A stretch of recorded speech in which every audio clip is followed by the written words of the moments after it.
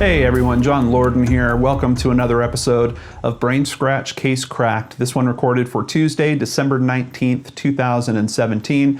Thank you so much for joining me today. And before we get started on today's case, I want to give a very big thank you to Selena Moffett for letting me know about this one. Today's case is called Where's Mandy? Whatcom County is the northwest tip of Washington State, bordering against Canada. Small towns there like Acme and Clipper can sometimes feel like safe havens where everyone knows everyone else. However, what happened on November 24th, 1989 would shake the residents to their core and make everyone think twice about their neighbors. Amanda Teresa Stavik, who normally went by the nickname Mandy, was only 18 years old. She had just graduated from Mount Baker High School earlier that year as an honor student, cheerleader, saxophone player, and athlete who enjoyed playing basketball, softball, and running. Mandy was now a freshman attending Central Washington University and came back to Clipper to visit her family over the long Thanksgiving weekend. On the Friday after Thanksgiving, while other people were out going holiday shopping or to the movie theater to see Back to the Future 2, Steel Magnolias, or The Little Mermaid, Mandy decided to get some fresh air and go out for a jog with the family dog, a 6-year-old German Shepherd named Kyra. She was last seen by her 13-year-old brother Lee at 3 p.m. He spotted her jogging towards home from a neighbor's house that he was visiting at. He left just about 15 minutes later, but saw no sign of his sister. When he got home, his mother became concerned that Mandy wasn't back. Mandy had plans to go to a movie that evening with her college roommate, a Japanese foreign exchange student that came with Mandy to spend the holiday at her family home. Her mother went out looking for her around 4:30, and when they got back, they found that Kyra had returned home without Mandy. The family now knew something was seriously wrong and called 911 around 7 p.m. Law enforcement began searching, but couldn't find any trace of where Mandy had gone. The next day, her case was upgraded from missing person to a presumed abduction. The authorities coordinated a search of the 4-mile radius around her family home over the weekend. Whatcom Search and Rescue worked it along with a U.S. Customs airplane, concerned neighbors, including the father of one of Mandy's high school students who had access to a helicopter. There were multiple 4x4s out looking for her, even a U.S. Border Patrol agent. Bloodhounds were brought in, but were unable to pick up any scent of Mandy. Locals spotted a vehicle they didn't recognize, a Jeep Cherokee or similar type with a woman and 2 teenagers in it. However, this was a holiday weekend. There were likely a lot of unfamiliar visitors in the area. The small community banded together, and within only a few days during the holiday weekend, had already collected more than $8,000 for a reward fund. Unfortunately, on Monday, November 27th, Mandy's body was found in the South Fork of the Nooksack River by a volunteer firefighter who was assisting with search efforts. She was found naked, except for her running shoes.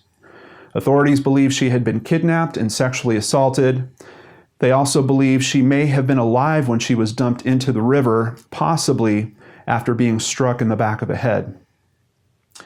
Nearly 1,000 people attended a memorial service for Mandy at Mount Baker High School on December 3rd, and on the 6th, her ashes were buried at the St. Joseph Mission Cemetery. A walk was held in her honor on December 30th, 1989. The Whatcom County Sheriff's Office committed many resources to reviewing the case reports and processing leads, but the case remained unsolved as many years passed by. A number of suspects were identified over that time based on tips or suspicious behavior, but investigators had a solid method for excluding them. Despite the fact that DNA criminal analysis was still relatively new in 1989, the evidence found with Mandy included a DNA sample from her sexual assault, and it was stored properly for several decades, waiting for the matching DNA sample to be found. Investigators would simply request DNA samples from each suspect they identified. This process ruled out 30 different potential suspects. That is, until they came across Timothy Forrest Bass. Bass lived a little over a mile from where Mandy's family home was, and he lived on the path that she would take when she would go out running. Bass was 4 years older than Mandy, 22 years old at that time, and would frequently go to the high school basketball games and watch Mandy play.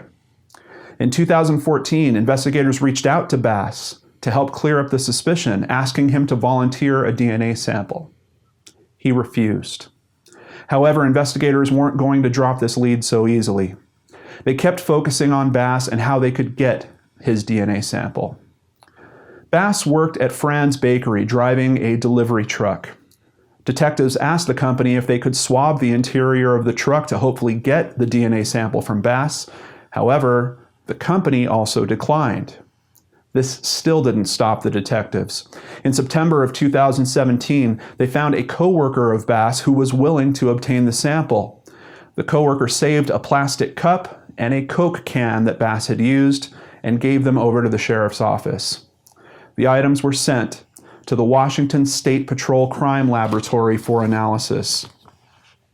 In 2010, Bass's wife filed for a protective order against him, alleging physical and verbal abuse, and filed for divorce. A few months later, she terminated the protective order and dropped the divorce proceedings, saying they had reconciled. But Bass has no criminal charges in the state of Washington. Could this really be the guy that investigators were looking for? It would be confirmed by that DNA test. In early December of 2017, the results came back and confirmed that Bass was a match for the sample taken from Mandy's body, and a very strong match at that, to the tune of 1 in 11 quadrillion. On December 12, 2017, Timothy Forrest Bass, now 50 years old, was arrested on suspicion of the first-degree murder, first-degree kidnapping, and first-degree rape of Mandy Stavik. He was still living in Whatcom County when he was arrested. Bass was asked if he had any contact or intimate relationship with Mandy. He was clear that he hadn't. However, when they let him know about the DNA sample and him matching it, his story changed, and he did say that they had consensual, intimate relations.